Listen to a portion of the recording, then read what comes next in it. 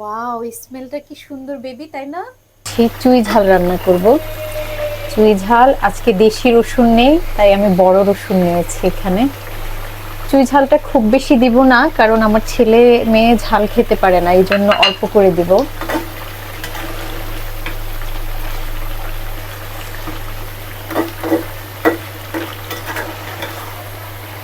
প্রায় রান্না করা হয় চুই ঝাল, তো আজকে কেন জানি মনে হলো তোমাদেরকে একটু সঙ্গে নিয়ে রান্না করি।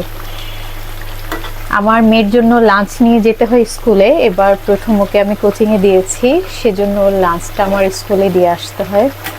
এই জন্যই খুব আর্লি রান্না করতে হয়, তাড়াহুড়ো করে। খালা সব কেটে কুটে রেডি করে দিয়ে গিয়েছে, এখন আমি রান্না করছি আর তোমাদের সাথে শেয়ার করছি। আমি আসলে খুব বেশি ভালো রাঁধুনি না, তারপরে একটু শেয়ার করছি। আমি হচ্ছে হালকা পাতলা কিছু রান্না বান্না জানি, যেগুলো নিয়ে চালিয়ে দেওয়া যায় আর কি, কিন্তু অত এক্সপার্ট না যে একদম অনেক আইটেম রান্না টান্না করতে পারি না।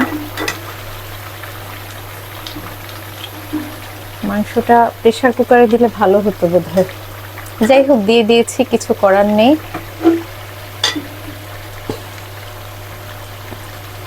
আমি নন স্টিকে রান্না করা বন্ধ করে দিয়েছি অনেক দিন হয়েছে। খুব অল্প কয়েকটা নন স্টিক আছে আমার, এগুলো হচ্ছে সব দিল্লি অ্যালুমিনিয়ামের পাতিল, অনেক ভারী মোটা মোটা। আজকে কয়েক বছর থেকে আমি যা হাঁড়ি পাতিল কিনছি সব আমার দিল্লি অ্যালুমিনিয়ামের মোটা পাতিলগুলো। নন স্টিক যখন জেনেছি আর কি, নন স্টিকটা খুব বেশি স্বাস্থ্যসম্মত না। তবে মাটির কিছু পাতিল কিনবো আমি।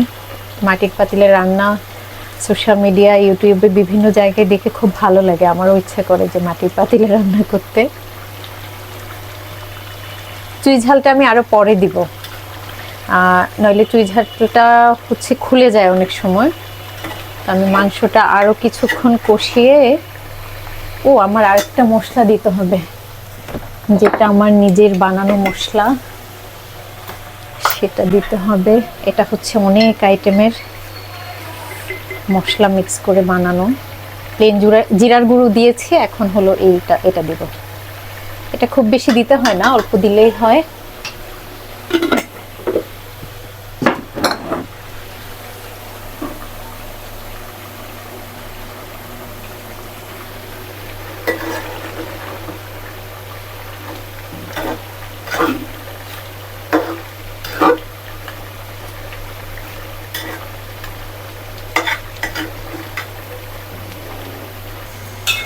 আমি জানি তোমরা সবাই এর থেকে অনেক ভালো রান্না বান্না জানো।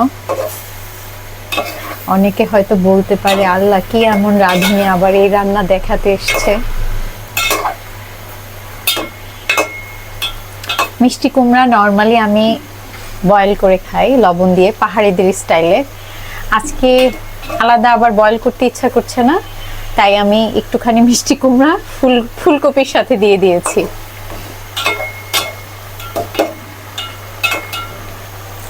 অবশ্য খারাপ লাগে না, শীতকালে হচ্ছে এরকম বিভিন্ন সবজি দিয়ে মিক্স করে খেতে ভালোই লাগে। তবে ফুলকপির সাথে আমি মিষ্টি কুমড়া আর কখনো দিইনি, আজকে ফার্স্ট টাইম দিয়ে দেখছি কেমন লাগবে। ভালোই লাগবে। আর উইন্টারে এত খাওয়া হয়, খাবার খেতে কেন জানি খুব মজা লাগে। আমার ওয়েট অনেক বেড়ে গিয়েছে, প্রচুর খাচ্ছি ইদানিং।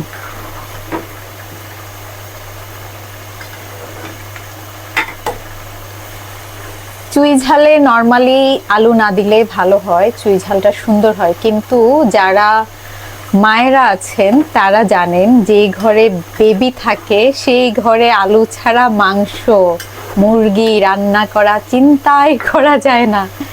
হ্যাঁ খাবে, যদি সেটা আমি আবার একটু চাইনিজ স্টাইলে বা অন্য দেশের স্টাইলে রান্না করি, একটু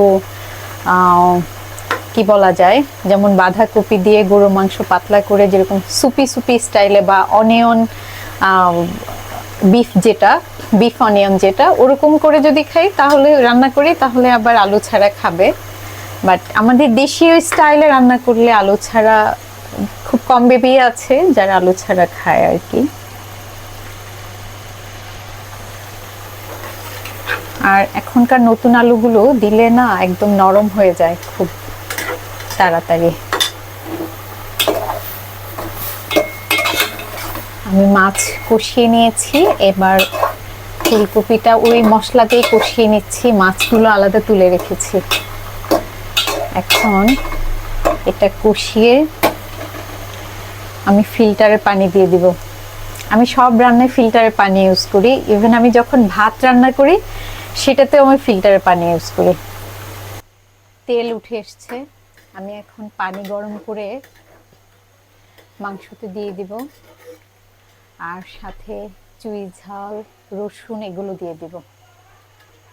চুই ঝালটা এখনই দিয়ে দেওয়া যায়।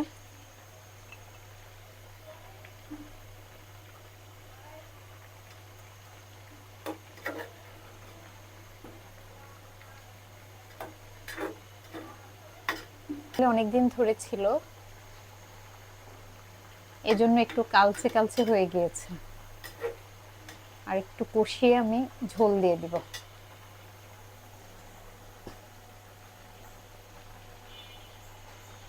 এই যে তেলটা উঠে এসছে, বা এসবে মাছ, এসবে মশলা, আমি খুব বেশি মশলা খেতে পারি না, এজন্য হচ্ছে আমি কাজের লোকের রান্না খেতে পারি না।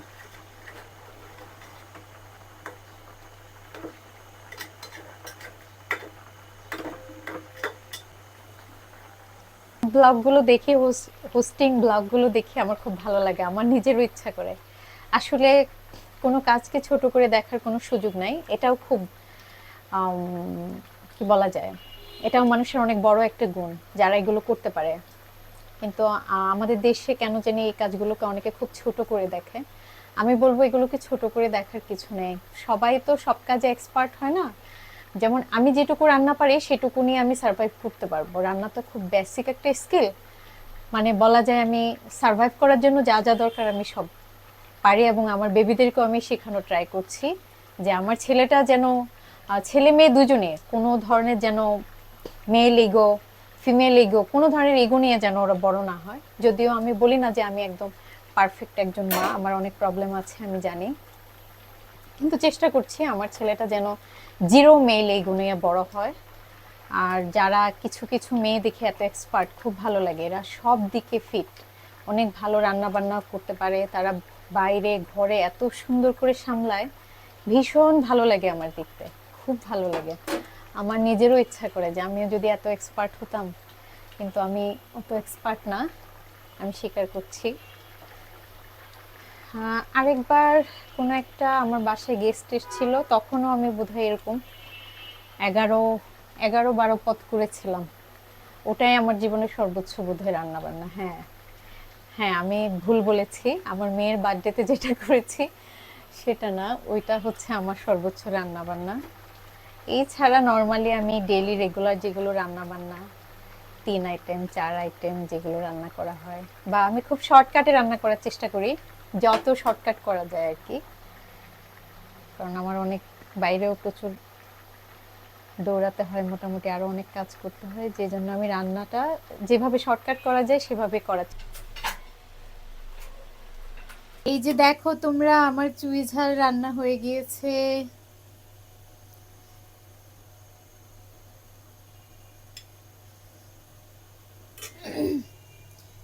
ওয়াও, স্মেলটা কি সুন্দর বেবি, তাই না? এই যে দেখো, আহ কি সুন্দর স্মেল। দেখো, এটা হচ্ছে আমার চুই ঝালের ফাইনাল আউটপুট। কেমন হয়েছে কমেন্ট করবা সবাই।